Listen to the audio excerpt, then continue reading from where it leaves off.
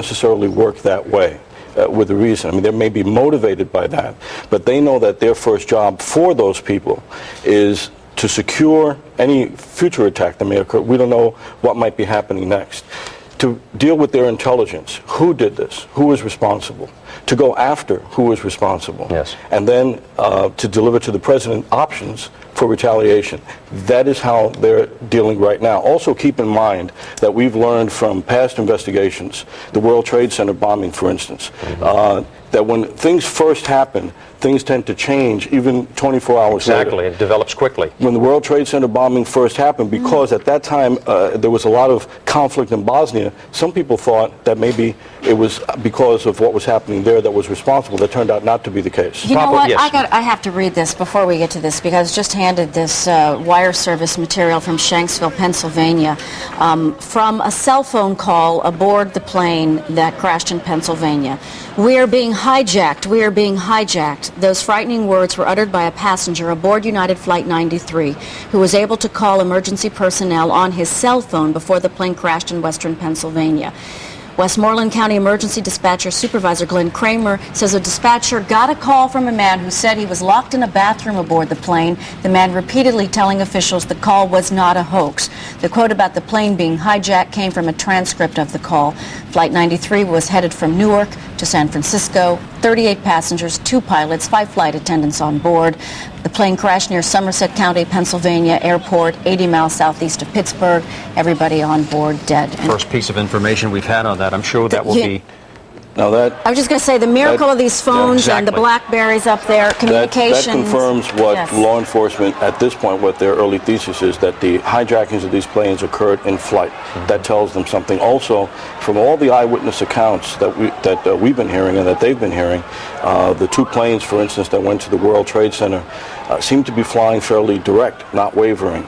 That tells them that the controls were taken over, that those who hijacked the plane, at least somebody knew how to fly those planes. Yes. Because what I was told by a U.S. Marshal, for instance, is that no American pilot, even at gunpoint, would fly into those buildings. They would find look at what happened in Pittsburgh. Something unfortunate like that would happen. These planes were commandeered, obviously. Which also then tells law enforcement that there was a lot of planning here. And also, I mean, just look at the obvious. Look at these 2 things at the World Trade Center. Look at what happened in Washington. This was not done by people who just came over the border last month. And there were warnings too, and I want to talk about those warnings. Let me just take a short break. Right. Stay with us, Pablo. We do have some reaction right now from PLO leader Yasser Arafat. This is the latest that we have with Yasser Arafat condemning what happened today in the United States. Let's roll the videotape right now. I am offering my condolences, the condolences of the Palestinian people to the American President, President Bush, to his government.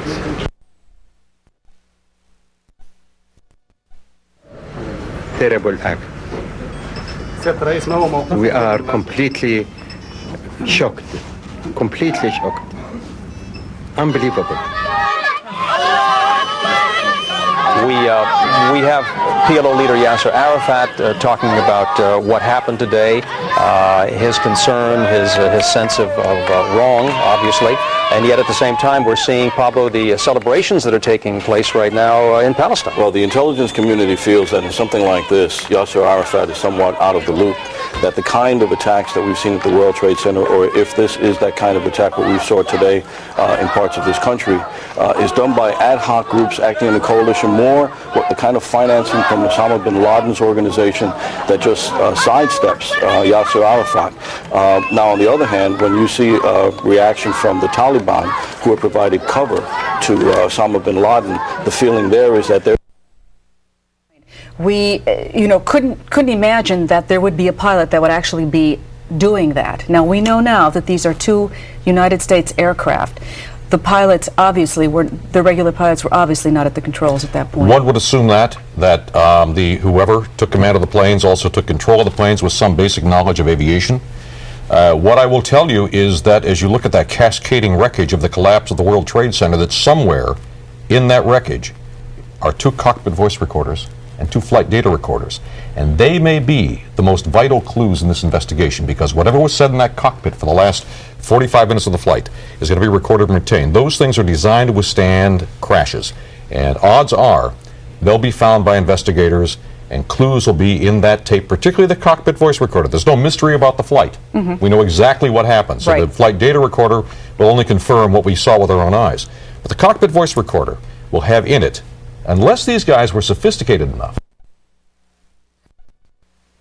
alone and have no diplomatic consequences or firefighters just stripping their gear off just to make sure that they are treated quickly, and police officers as well. Ambulance upon ambulance has been coming through the streets, and you can see that they are ready with all the equipment. But I would say the estimates now for people being treated here at St. Vincent's, a level 1 trauma center, are really closer to 200. And if you take a look over here, you're going to see they're using any kind of equipment possible. They're using chairs from desks, they're using stretchers, they're using wheelchairs, anything that can get a victim inside quickly. And you can see down the street a firefighter with his gear off. Also, Cardinal Egan has been here. He's been assisting people, families, relatives, friends of the injured. And this is the most extraordinary thing. When you take a look down Greenwich Avenue, straight down, amazingly, the World Trade Center, the 2 towers, were at one point visible from here. You were able to see those towers from here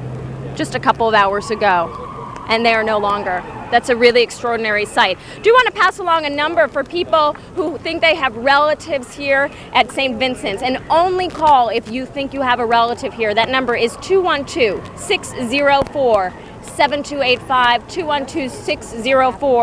212-604-7285. Also, the call is out there for blood donors. With so many people injured, the hospitals are really needing New Yorkers to donate blood. St. Vincent's is backlogged with people donating. So the best thing to do is go to the hospital in your neighborhood and ask if you can donate blood. And that's the latest from St. Vincent's. We're live with Joe Torres. Glenn Mayrose, happy to be with you. Glenn Mayrose, and we're happy to see you here. Thanks, Lauren. Joe. Lauren, one more thing. We did talk to a couple of the victims who were in the building at the time this happened. Elevators were out. One person told us a horrible story that the people were on the elevators at the time of the explosion. More victims arriving. The victim inside World Trade Center managed to get out. He was on the ground level, told us that the elevators did not work, but the scene, people were jumping. It was terrible. We first arrived on the scene, and we're looking, and the only way out, the assumption was to jump out, and it was unbearable. We could not watch on it, and I'm not even going to mention it anymore. But again, some of the victims told us that inside, and here's where credit goes to New Yorkers who were in the World Trade Center, they did go to the staircases, and I said, what was it like coming down the staircases, having just gone through this? And 2-3 people told me complete calm amongst the people going down the staircases. They knew that the way out was through the staircases, crowded. They couldn't see, the only they could see was the person in front of them. So you're literally daisy chaining down the staircases, holding on to the rails, making your way out. Back to you in the studio, because we're going to try and gather our thoughts here, and we'll update you periodically as the day goes. But this is the scene here at St. Luke's as more victims, St. Vincent's, excuse me, as more victims arrive. All right, Joe Torres, obviously giving us his assessment and report on the horrific events that transpired this morning as they witnessed both of those towers coming down in Lower Manhattan. Just an observation about a couple of things. We saw firefighters coming in there. This is a Newscopter 7 shot. Back up again, we should say. A live picture, we should from say. across the river, looking at southern Manhattan. And John Del Giorno is up there. We, again, as with Joe Torres and Lauren Glassberg, do not have direct communication from this studio. We are all vulnerable to some degree. Our tower communication was on top of those 2 twin towers, and so we are unable to communicate directly either with John or with Lauren or Joe or our reporters on the field. We are relying on walkie-talkies. Okay. We are going to go back now to Boston and American Airlines holding yet another... Dallas. In Dallas, headquarters of American Airlines, where they're having a press conference. Texas Rangers were called in. No, ma'am, we have not called in the Texas Rangers. Or called in local police officers or something. No, ma'am, their help has been offered if we need it. Have you spoken with American Airlines, and if so, what kind of communication have you had with them? We have been in contact with American Airlines Security. I don't want to go, what we've talked about, but we will be talking and have been talking to all the tenants here at the airport, the airlines, and the